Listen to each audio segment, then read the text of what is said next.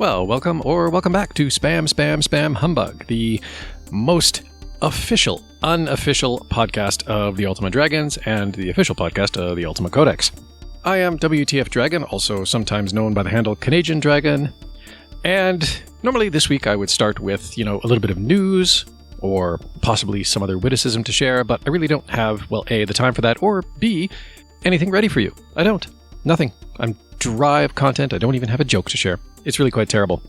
But on the flip side, I did have, last week, a fairly good chat with Sarah Dragon and Coco and Golden Flame Dragon about, a few different things. But mostly it's kind of a bit of reminiscing about game worlds that we can't necessarily visit anymore, whether that's because a game has been taken offline, or the game's just not available anymore, or it's a game that you can still play, like Shroud of the Avatar or Kingdoms of Amalur Reckoning. Very different qualities of game there. But there's not likely to be any sort of sequel to let you further explore those realms and the lore that has been built up for them. So, I won't blabber anymore, I'll get out of the way, and we'll just hop right on over into a fine discussion, if I do say so, myself. Let's see, who all do we have in here? Is it just us three? But also, what was the topic before we jumped in? I don't know. I mean, Here's just we were... One mooted possibility had been the emotional investment in fantasy settings that aren't likely to get additional exploration in new games. Like Ultima. Well, that. Although at least Ultima has, a long series behind it, right? I mean, we were talking about it specifically in the context of Sota and the fact that, this is really not going to be a Sota 2, let's be honest. Yeah. And there's not going to be any more novels. So I watched a very long diatribe about basically the whole thing seemed very anti-Garriott, but it was basically just like the con that was Sota in general, and how the whole crowdsourcing and how they basically ran off with $15 million and all that jazz. So, I mean, if you want to talk about that, I've got that kind of fresh in my noggin. Yeah. Well, I don't think that's what he was saying, though. I think he's just talking about So Neverwinter Nights. Yeah, Neverwinter Nights, I think, is one that maybe went sort of the same route as Ultima, where those communities just sort of fell apart, and obviously the support left them long ago, but they had the tools there for communities to create their own servers, right? They sort of allowed the free sharding aspect of that to exist. Because I remember Swiftar, or Vane Swiftar, or what was some of his Cal Hurst was some of his names in Ultima Online. Pretty popular human being inside of that sphere of online gaming. But I remember he played Neverwinter Nights a lot in conjunction with Ultima Online, and it seemed like I don't hear anything about it anymore. I know they come out with other versions of the game. There's Neverwinter Nights 2, but they were it's not quite the same, and it doesn't have the same feel and all that jazz. So I don't know. Just that's well, it was an Obsidian game, and so I mean, it had a better story. Engine was better. I mean, technically, it was just a iterated version of the same engine, but the story was generally better in NWN2. NWN didn't really have a story per se until the very last expansion. Well, I mean, I think they were using modified servers, but I thought that they made it. It was a moddable game, wasn't it? Yeah, so I thought it was intensely moddable. That was the whole point of it, was the fact that it was moddable. Because I think he played a medium fantasy where there was magic and stuff, but it was a heavily what's the word? Prejudice. It was prejudiced against magic users, and so you could tap into that aspect of the game, but you would be sort of lynch mob by people if you were found out to be a magic user. It was a really weird dystopian prejudice server that he played on. But yeah, you just don't hear about that game, or I mean, I think maybe it just sort of went away, and the people who played it or are even aware of it just sort of evaporated from that scene. Well, NWN is still around in the sense that because the enhanced edition got released by Beamdog a few years back, and they've been doing well by it. NWN2 has certainly more or less disappeared, and I mean, there's not much. I mean, not much to be said about that. But. I'm looking at the Steam stats for it, and I don't know if this is where it's primarily distributed from, but all reviews, it's got 6,051, very positive. But the more recent reviews, it's only at 55, and those are also very positive. So, I mean, it could just be, I just think that maybe those people grow up and they have other stuff to do and children and all that jazz. So And they, other games come out. yeah, also that. I mean, like, yeah, if you want to do like really, and I think pickup games are kind of coming alive for older generations. Like Sarah's been playing Dark and Darker with some of his friends, and I mean, it's easy to just go and do like a couple of like rogue like dungeon crawls for a minute. It's got some persistence in like your character level and stuff like that, but it's sort of easier to pick that up. Out with. Yeah, whatever you can make it out with. Like you go and you if you exit, you can either. So if you're not familiar with the game, basically you get into like this. I don't know if it's procedurally generated or whatever, but you get into this dungeon that has other players in it, but also monsters. So it's a PvPvM game. You can attack anybody, even your own friends that you go into the instance with, and there's treasure along the way, and then there's an exit. And so once you find the exit, you can either go further into the dungeon and find stronger monsters and also people who have made it further down into those levels, but also you can find better treasure, right? And then if you find that next portal, then you can exit and then take your stronger loot, and then you'll have that. But if you die, you lose your armor and everything correctly, Sarah, and then but you keep all your experience. You'll keep your starting armor if you have starting armor, and if you yeah. Okay, yeah. You lose everything. But yeah, so that's What's that sort game of like called? Sorry, Dark and Darker. Dark So and it's Darker. basically Dark and Darker. Have you ever heard of Escape from Tarkov? Oh, okay, yeah. It's like It's a fantasy that, but version of Tarkov. D&D. Yeah. So there's this like menu at the loading screen where you can go to different like traders and you can trade things that you've escaped with and for money or whatever. And you level your character. But yeah, you basically go on an expedition, right? And you load in to a dungeon with your friends, and then it's you versus everything, and you just try to make it out with whatever you can loot. And if you get killed in there, you're dry looted, basically. There's no insurance or anything like that. But if you make it out, you get to keep what you found. Well, there's that at least. Yeah, and you can stash it. You basically have a bank. And so on your next journey in, you can be like, well, I'll take, half the loot I made it out with. And then I'll probably find some along the way if you're lucky. You'll probably die. It's very hard. It's a brutal world. It's definitely got some very brutal game rules involved with it. Yeah. But I'm trying to think of like other games that maybe like had some just. I mean, there's obviously like dead MMOs, which is I guess sort of easy pickings. But yeah, I don't know of anyone who was like I really loved Tabula Rasa.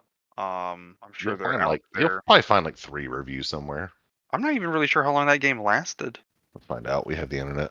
I think it lasted from the time Garriott went to space until the time he came back from space. So it started on maybe 4 years. So the beta test began in it was a year. Beta testing started in 2007 and closing happened in 2008. Wow. And that was whenever he stated that an open letter to the players of Tabula Rasa said that Richard Garriott had left NCSoft to pursue other ventures, mostly going to space. And then the announcement was that he was leaving NC Austin and Tabula Rasa was done in an open letter to the community, although he later claimed this letter was in fact written by NCSoft as a means of forcing him out. And I think that's where the whole lawsuit came into effect, where he basically paid was it $8 million or $2 million to go to, he went 30. To space for $40 million and then he sued them for 38 and won. So he paid $2 million to go to space, and he's still a multimillionaire in general. He is the king. Insanity master. Hey, I was actually surprised at how long, compared to how I remembered it, that Ultima Forever lasted. And that's one that always bums me out. Those forums are still live. Well, yeah, EA doesn't really. They're not. Well, because I try to find some like legitimately like OSI relevant information, and it just says UO forum, and I was like, okay, cool, this is where I want to go, and then I click it, and it has a huge dragon banner at the top, and it's like UO forever, and I'm like, this is not where I need to be. And it tricks me every single time that I go to it. But yeah, that's one that stings every time I go to sit down at an airport or something. I don't have that game to bring up because I enjoyed it a lot and I thought it had a lot of promise. What was it again? Ultima Forever? Yeah, I just can't remember. Oh, like what is it? It was the iOS and Android game. It's the game that that Zach and I traveled to Bethesda to alpha test or focus group with Joe Garrity and Ben from Starset. Those guys. It was that. Not Bethesda. It would have been at Biorhythmic. We were in Bethesda. Well, Bethesda, Maryland? Yeah, that's where they did the study. We went to some other studio there, and they had like an interrogation room with a two-way mirror, and Oh, shit. Oh, you were the focus group. Yeah, we were Okay. the focus group. Yeah, that's where I got that Oh. cryptic card from Joe Garrity. That was like he's. For a second, I thought he worked at like a Jose Bonk or whatever that is. You never Yeah. answered what this was though, but the domain's still live for Ultima Forever. So Ultima Oh, you're Forever. thinking of something totally different. Hmm. I told you what it was. It's the iOS and Yeah. Android game that. Well, Oh, Ultima I mean, Forever. Ultima Forever, yeah. So, and I mean, like well, Ultima Forever, well, it didn't start as an iOS game. It started as a desktop game. Yeah. And like I got to do I kind of helped Mythic organize the initial alpha test for the desktop client. And Which was a good client. It played yeah. well. I think you have a copy of it. I know I still have the installer kicking around. I mess with it every once in a while, yeah. It's got their Gamebryo packaging. But and then at some point, yeah, possibly at the outcome of that focus group, it got rolled over into a mobile first game. And then it came out on iOS, and it is a darn shame because, like, I mean, okay, the freemium system, now, to be fair, at that time, 2013, a lot of companies were doing a lot of crappy stuff with freemium. So EA was no different in that regard. And unfortunately, the freemium system for the game was not well received, and it was a little bit limiting if you wanted to have like a really long play session for the game. Of course, at the time I was 3 kids in, so if I could manage 15 minutes, it was I had a lot of time to myself that day. So for me, it was not particularly intrusive or limiting because I only had about 15 minutes to play the game anyways. But if you wanted to sit down for a 2-hour session, yeah, you were going to run into the wall and have to buy keys at some point. And that didn't sit well with a lot of people, and we can argue about whether that's legitimate or not, but it wasn't well received, and kind of that publicity, the negative publicity, kind of didn't do a lot for the game. By the time the game went offline, they had significantly refined the system, and the playability was so much better, but of course it was too late to save it by that point. And it is a real damn shame because it was, even if we just like strip away the Ultima branding, it was a very like solidly like well executed, competent RPG for mobile, something that was really sorely lacking if you didn't want to play Dungeon Hunter. So and it you could take it on single player, which I usually did, but you could take it on multiplayer as well. Oh, I didn't know that. Well, like you didn't need to group up with anybody. Like you would see other players in the world, but you could take it on. You could take it on just soloing it. Although on the day that it shut down, I took a day off of work, and I literally just holed up with as many battery packs as I had and my phone, and I was just playing online with Fennec, the guy who runs the Ultima Wiki, and we probably logged several hours in the game, just taking it all in, or as much of it as we could. So you could and it was very ad hoc, right? Like you could just group up with people for a bit and then go your separate ways. And like it was so well executed, except for the freemium component. But the actual like RPG underneath that, it was amazing. It was so good. And unfortunately, it died. The quality was very like that. I spoke about the audio, and then like I remember you immediately like knew who was responsible and how meticulous they were, and yeah, well, we got to see him. We got to meet him and watch him at work doing we got this big studio tour. Like they put us up in a hotel. It was a couple of days hanging out with the guys at Mythic. And then separate to that, because I was traveling a lot for work, I had a 2-week project out in New Jersey. So over the weekend, it's not like the client was going to come in on a Saturday to let me keep working. So I'm just like, well, and this is kind of one of those weird Canadian things. I mean, maybe parts of the US are like this too. People from parts of the US are like this too, but it's something that, it's not an attitude I found a lot in Europe. For me, and I mean, like I say, maybe it's a weirdly Canadian thing too, because like I've had US based dragons be surprised by this, right? For me to drive from like Louisville to Indianapolis to meet up with, that's a 3-hour drive, but that's, in my brain, that's Edmonton to Calgary. Like I can do that in a day and come back. That's not a problem. Mm-hmm. So same deal. I'm working in New Jersey. I'm not that far into New Jersey from the southern border. And I mean, that's Maryland basically. So, whatever.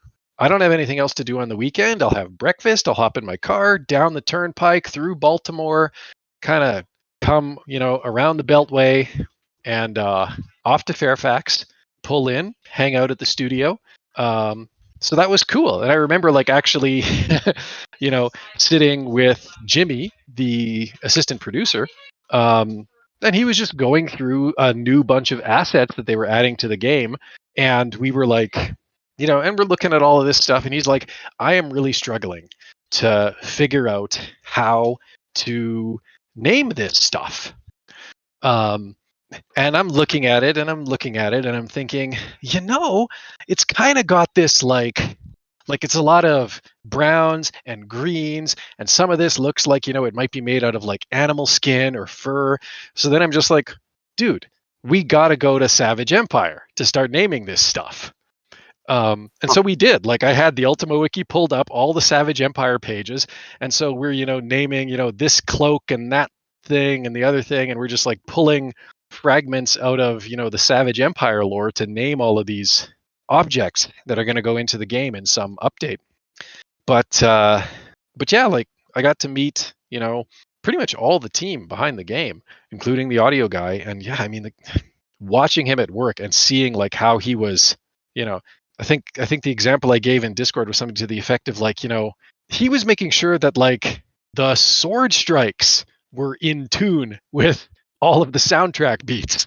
Honestly, like, yeah, I never thought about that, but that probably makes a lot of sense. It might kind of sound cacophonous if like all the different sounds aren't like in a key. If you're in like a village and everyone's doing different things, I don't know. It's the amount of sheer brilliance, and I mean it goes into every aspect of the game, right? Like there's immense amounts of color theory that go into the palette selection, right? So everything is not just oh, that's a nice brown. No, like there's science and there's thought put into each and every color, because each and every color is calibrated to engage the viewer.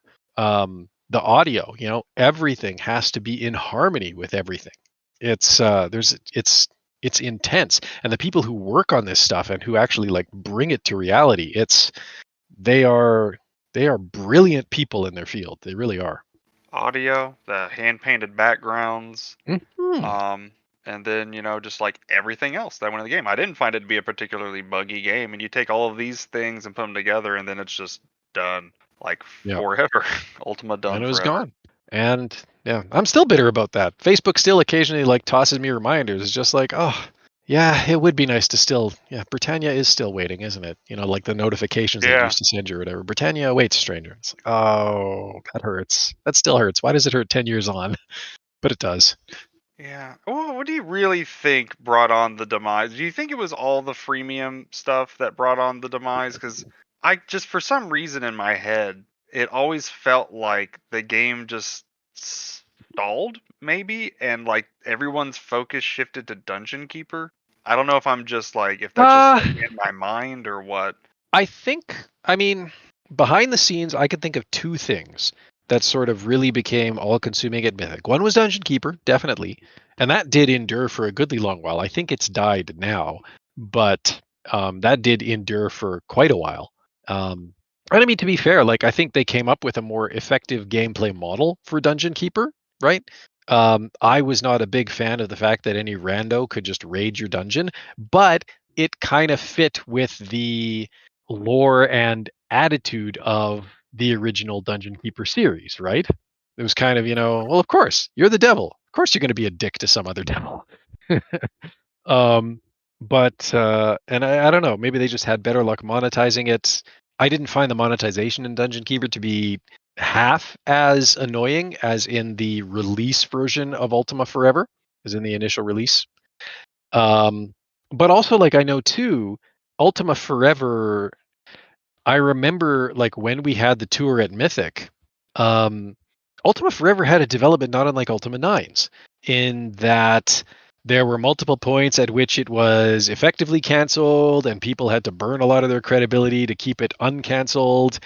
There were other projects that were demanding the attention of a lot of the developers, so they would have people pulled off to, I mean, when I was there, I got a very early preview of Star Wars The Old Republic because 80% of the developers at Mythic had basically because they were under the BioWare label at the time, which means that they were, able to be tapped to help any other struggling BioWare project. And because they were an MMO studio before and after that, they of course got, heavily utilized to drag Star Wars: The Old Republic over the finish line. So when I was there, I'm watching these people work on levels, areas for Star Wars: The Old Republic. Watching them like build terrain and put buildings on it and stuff like that. So it was kind of, Ultima Forever, I think, had a much more fraught development in that regard, not unlike Ultima 9. People would be on the team, but then they get pulled off for this other priority project. People would be doing this, that, or the other thing, working for Ultima Forever, but then they'd get transferred over to another department or whatever else. And so I think, the game would be canceled, but then it would be uncanceled because, they showed it to the doctors and the doctors were like, oh, actually, this is really cool. Okay, yeah, sure. Let's keep going with this. Things like that. Yeah. There's a whole story that, Paul Barnett, and I think it's chronicled in places on the Codex, but like it had a very fraught development, not unlike U9. Whereas I think Dungeon Keeper had a smoother development overall. And I remember being at Mythic that second time and walking into a conference room, and there was all this, whiteboards full of plans for Dungeon Keeper and stuff like that. And I didn't really think much of it at the time. But then when the game came out, it was like, oh, yeah, okay, cool. The other thing about Dungeon Keeper at its release was, at its release, its monetization was hated even more than Ultima Forever's. And at the time, I kind of got the impression that EA decided that they could try to save one or the other. Maybe that was it. And it's Dungeon weird. Keeper's monetization, like, people called it unplayable because of you needed to buy gems so that you could mine at any actual speed when it first launched. And it was hated. And it became this thing that EA was so terrible about microtransactions because, and then these two examples, Ultima Forever and Dungeon Keeper. And like, I don't have any evidence that it actually did come down to we could save one or the other, but it was notable that the one that I felt like had the worst monetization is the one that they decided to save. Which is weird because, you just heard me say that, of the two, I didn't think Dungeon Keeper's monetization at launch was particularly egregious. Compared to Ultima Forever's, I didn't find it bad. But now that you say that, you are right. Like, I do remember a lot of controversy around, all of that. And, people being rather not happy with the monetization of Dungeon Keeper. Yeah, I mean, by the time Dungeon Keeper came out, I think Ultima Forever had already started improving its monetization. Oh, yeah. I mean, they started improving it almost immediately. Within a couple of months, it was in a much better state. Well, we'll never see those numbers, though. Because I'm, WTF here got me to be one of the other remote alpha testers, but only on the desktop. I've never had an iOS device, so I just sat there waiting until I could play it on Android or my PC, the things that I had access to, and they freaking killed it before I ever got to actually play the launch version. There was a brief shining window in July. So it died in August. They closed it down in August. And in July, I reinstalled the alpha client and I was able to log in and play. But yes. Yeah. I think too, though, that maybe there's sorry, just let me finish this thought, because I think this might have been another aspect of it too, is that, nowadays, I think everybody has pretty much accepted the idea that phone gaming is by its nature casual. Phone gaming by its nature is drop in, drop out. You crack open the app for 10 minutes, you do a thing, and then you get off the toilet and go on with your day or whatever, insert stereotype here. But 10 years ago, it's crazy to think that this has already been 10 years. But 10 years ago, I don't think that paradigm had quite been established.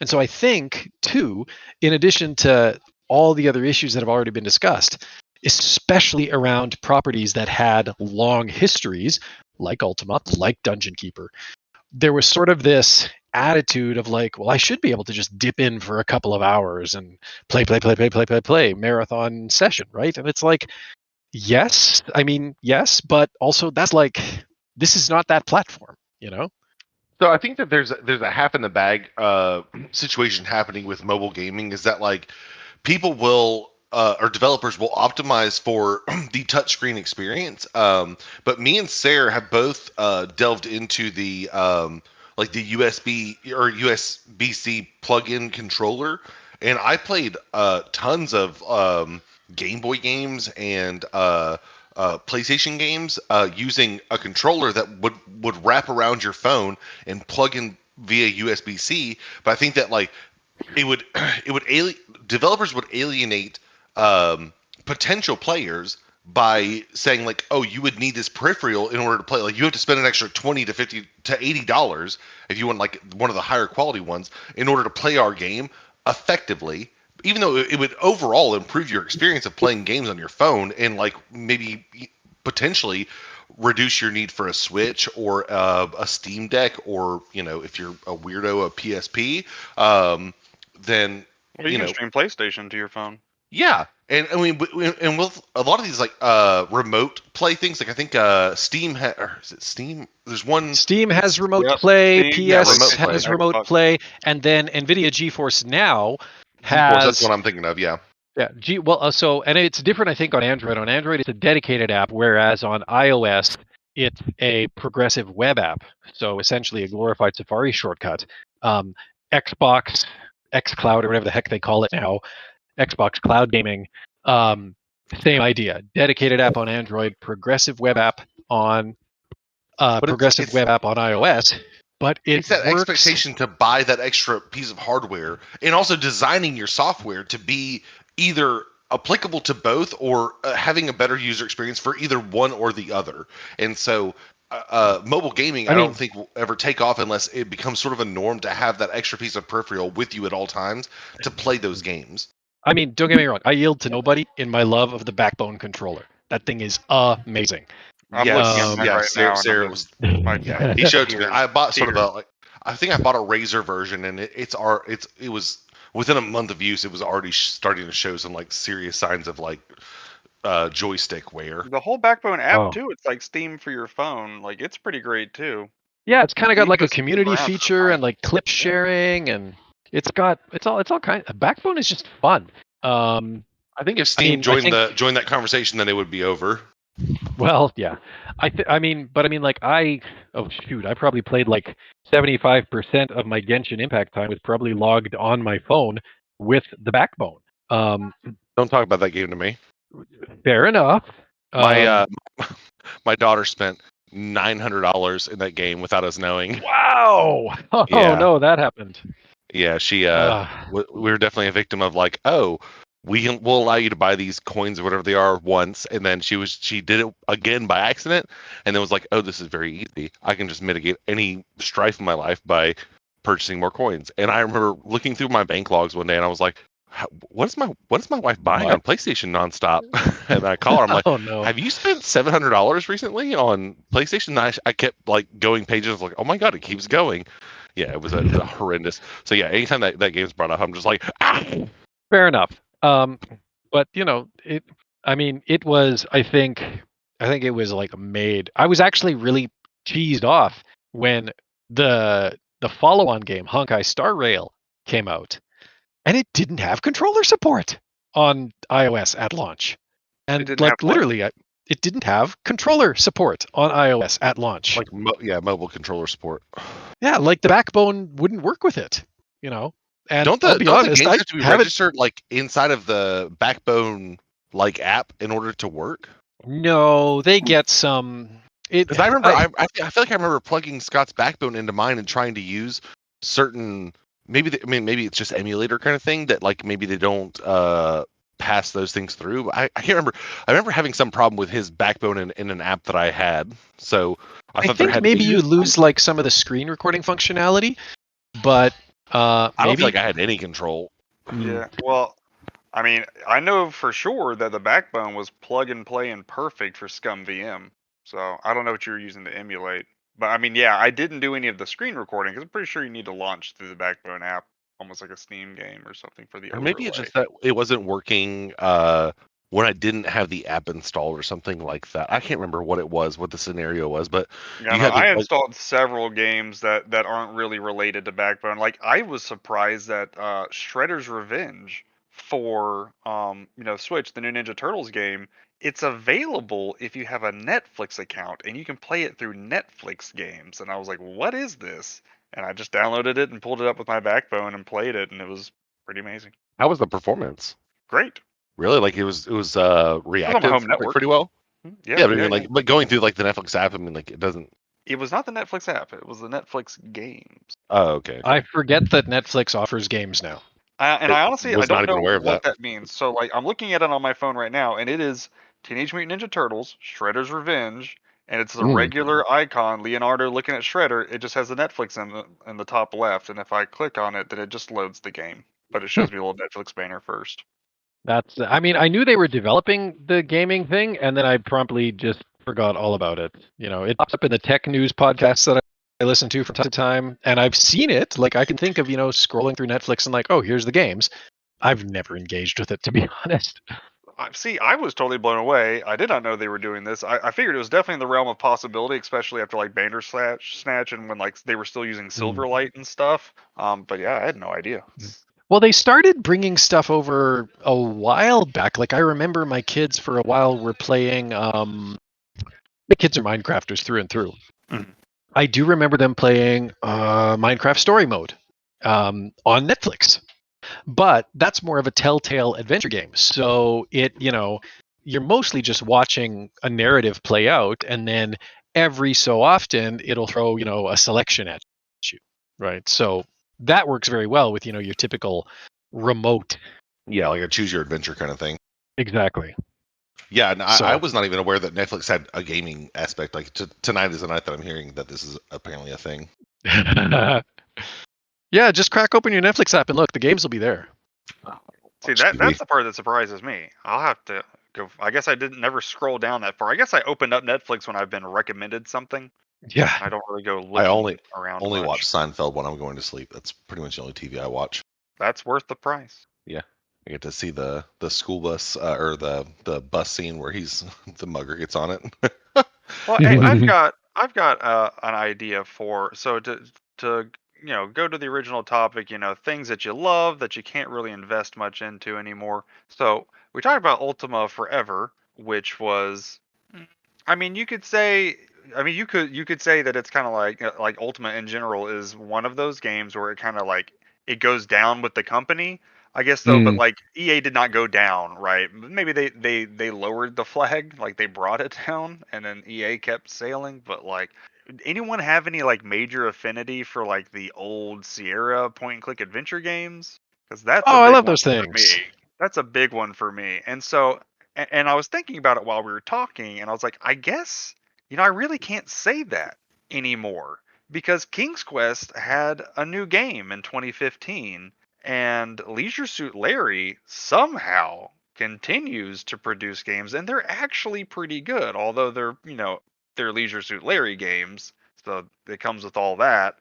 But they were actually like I played the most recent one and it was very well done. Like it adjusted to like the modern gamer but still made point and click fun. Like it was good. I liked it a lot. It took, you had the guesswork for point and click there, but if you didn't want it, you could just hit spacebar and you could see which things you could interact with on the map. They just kind of like flash at you a little bit. It was up to you to figure out, the inventory solutions and, pay attention to the story and figure it out on your own. But then, Right. but it does, for me, it comes down to Space Quest. Space Quest was fantastic. Like, I think that game fired on all cylinders for the longest time. And it's one that I just can't believe ever ended, except Sierra went down. We're talking prison I think that you time. might just be not like out of touch, but I mean like maybe where those games went to is just not inside your purview. Because like I am recalling. What? What do you mean? I'm just saying like point and click adventures are still prevalent. I know. I'm talking about Space Quest though. So we're talking about like games that you have You're talking about series of games that went away. I thought Space Quest, right? And like so, all the other Sierra games, like King's Quest, it had a game in 2015. Leisure Suit Larry continues to pump out games. Yeah, 2020 Space last time. Quest does not. It ended with 6, and unfortunately, they went just around the same time, I think, as Shroud of the Avatar launched a Kickstarter. The two guys from Andromeda did, and I, of course, was just as hype about this game as I was for Shroud of the Avatar. They were going to start a game called Space Venture, and I was just literally glowing. But I was a little more broke at that point because I'd probably dished out, several student loans and all of my paychecks on Shroud of the Avatar. And but I did what I could, and it was really just, it literally was, I think, just the two guys from Andromeda, Scott Murphy, Mark Crow, and I think it was just them and Unity for like, I think it was about 10 years later. They eventually shipped a pretty incomplete, bug-ridden game that did feature Roger Wilco passed out in a janitor's closet in the first scene, although you couldn't see his face just to help with the copyright problems there.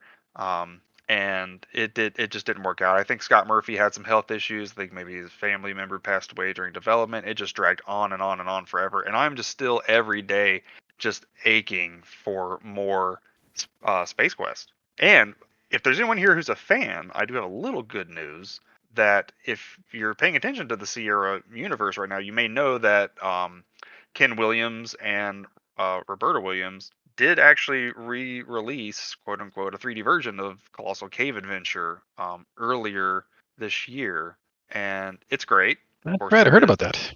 It's good. I bought it on several platforms. I enjoy it, but it is Colossal Cave Adventure. It's just graphical, so you've got to remember that you're playing like a mainframe text adventure.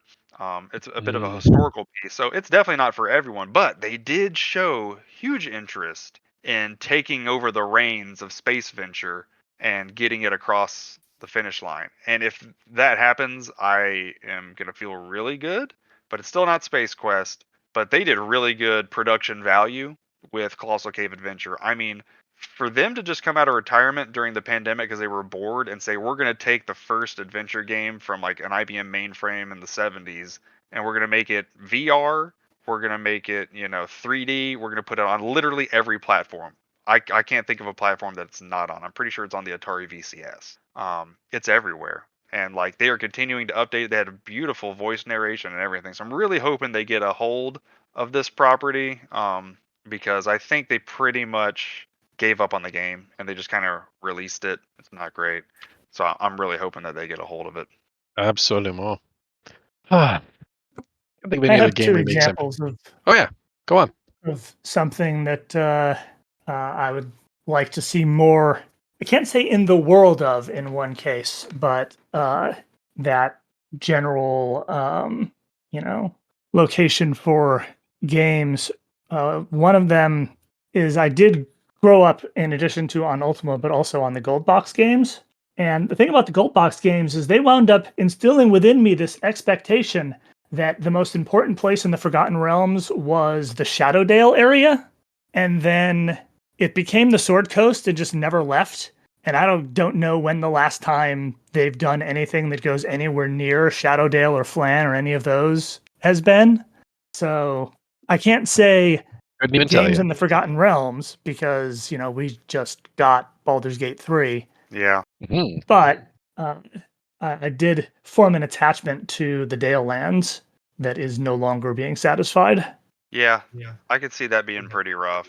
I just remember Icewind Dale falls into this, right? I was just thinking that. Because I just remember drooling over that box art, in whatever gaming store I was in or just supermarket at that point. And I was just like, this game looks incredible. Like it looks like a world I could absolutely be born, live, and die in. And I don't even know if I've ever booted it up. I really don't. But I could tell that it was really something amazing. And I can I feel you wanting to go back there. Icewind Dale remains the only Infinity Engine game that I can even stand to play. I would not be surprised at all if I own it right now on GOG. The first one or the second one? I would, well, for me, the first, I don't know. Yes? Yes, I have all of them, and I don't think I've ever clicked on one. I'm just wondering if Kenneth's statement about the only Infinity Engine game he can stand to play, is that both of them or is that just one of them? One more than two. Okay. Yeah, I'm just going through the screenshots on GOG, and it just looks wonderful. Like it's The other happy to look at. The other place I want to go back to, and a new game of it came out in my adulthood, at least, but I miss Zork. Oh, Zork Grand Inquisitor was pretty good. The Zork weird browser MMO thing was kind of awful, and it's dead now. Vague memories of that. I played it just because I've played everything else Zork, so by God, I was going to play it. But eventually, I was just stopped logging in because it just wasn't fun. But indeed. I only ever played Return to Zork. No, that's not true. I did play Grand Inquisitor a little bit. Return to Zork, by far the worst of the entire series. Really? Oh man. Well, I remember it fondly, but also it was like the only one I ever played. So Well, I mean, the thing is, it was the first one that was that had become, the graphical point and click ish. with the FMV and all that stuff, yeah. Yeah. So it's real hard to compare it, like to do a apples to apples comparison between that and Zork 2. Right? Mm. That's kind of nonsense. But some of the puzzles were just egregiously overly hard. One of them was overly hard, and unless you realized a really, really roundabout way to fix it, you could soft lock your game within the first 5 minutes and just never not realize it until you were Love hours and hours in. Ouch. Every game. And to get information from people instead of like typing dialogue or something, you played them recordings that you had made from previous conversations, Right. and you couldn't skip forward. So you couldn't say, play this one and then hit a key to jump to the end, so you didn't have to hear it for the 17th time. Mm. And that was poor. I've won the game. I did enjoy it, but as someone who was a big fan of all text adventures, but also liked the later ones, they definitely did better in the other two graphical ones that they put out. One of which, of course, was not written to be a Zork game initially, and then they skinned it. Was that Nemesis? That was Nemesis. I loved Nemesis. I think the music in Nemesis was amazingly atmospheric. The puzzles were fun without, me ever feeling like I needed to consult a walkthrough. But aside from just occasional references to things and literally going in and taking some really dark situations and just adding some random funny stuff to it and making it possible to get eaten by Grooze, it really wasn't very the world of Zork. But I thought it was a really good game. Well, there you go. I've gotten pretty lucky. That's what I was able to think of in the brief time since this topic was floated. Yeah, that's good. Yeah, well, I was gonna say, like, I've gotten very lucky with like most of my. Well, my biggest interest, of course, is Ultima. It is definitely my biggest gaming interest. But like, I've got plenty. I've got games that were really impactful in my life too. That like weren't really things that typically get continuations. Like, for example, Final Fantasy VII. That was a big one for me in '97. That world, those characters, it worked really well for me, and it was just a world that I always remembered, and I loved it very much. And I got very lucky there because typically a Final Fantasy is done. The next one is unrelated. As Square merged with Enix, became Square Enix, and they continued to make all of these Final Fantasies. There's still the people that had like their favorite, and so they started expanding here and there, throwing out side games. So luckily, I can continue going back to that world through various mediums like Ever Crisis or Crisis Core or Dirge of Cerberus or whatever. Yeah, I've gotten pretty lucky, and even especially with like the Sierra games, with King's Quest getting a 2015 game, and I guess I was never a big Leisure Suit Larry guy, but I played it and I thought it was actually really well done. But got lucky there too, just not with Space Quest. Ultima's the only one I really need to pull through one more time. Who owns the rights to Space Quest? Well, I would assume Microsoft. Well, I'm sorry, Activision. But like I don't. It's got to be like the sub properties have got to be like licensed individually or sold, because like I never recognize like the studio that did King's Quest was The Odd Gentleman, and then the studio that did I have to look at what Leisure Suit Larry was. I never see like Activision in there, because like Sierra went through a lot, man. Like it was just Sierra, and then they got really wrapped up into corporate fraud. I think the CEO did go to prison. Several people I know did jail time, but it ended up getting defunct, and then just kind of it may have gotten split out. that may be why. Some of the properties may have gotten sold to other individuals. I'm not totally sure. But I remember when I was talking to Ken Williams, he was kind of excited at the prospect of Microsoft getting Activision because he, for some reason, thought that they would be more likely to revive that property. Yeah. Let me see here. Let me check out this Leisure Suit Larry game. Developer was just crazy bunch. I see no other. I don't know if Allo was involved or not. I know Allo was not involved in this one. Mm. But Leisure Suit Larry, like, it almost really never stopped.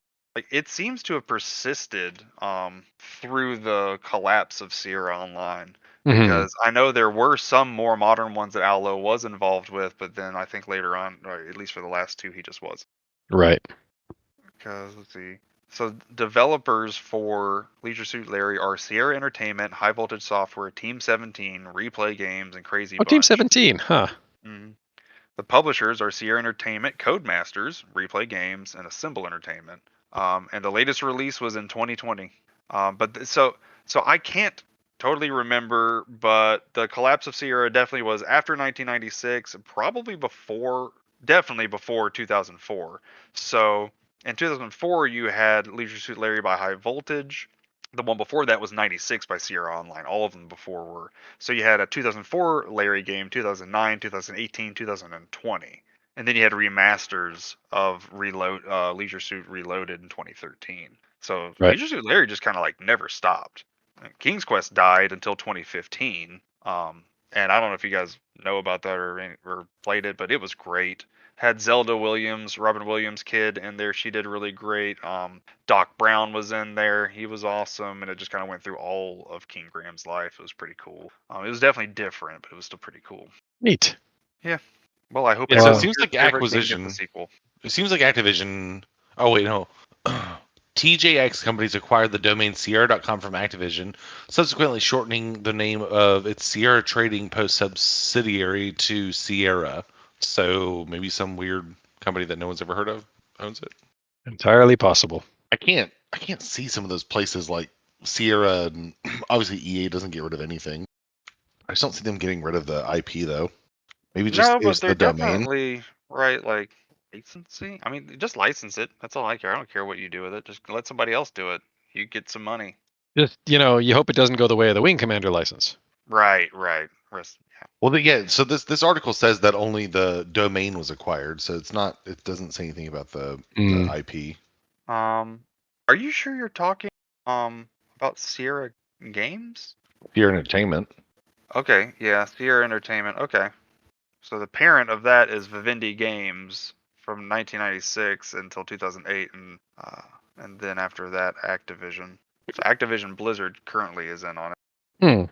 What is this TJX? They got the domain from Activision. So yeah, I think TJX just. I don't think. Yeah, is that TJ Maxx? They're a department store, so I guess they just needed it. Oh, it's TJ Maxx. Okay, yeah. Yeah. So they just wanted the Sierra.com domain for jackets. Okay. Of course, because So it's still owned by Activision Blizzard. Oh, the IP is, yeah. Yeah, and Sierra, just not Sierra.com. Yeah, the domain for that website, yeah. I was like TJX, and then I saw it, I was like, oh wait, it's a NASDAQ company. What is this? They're retail.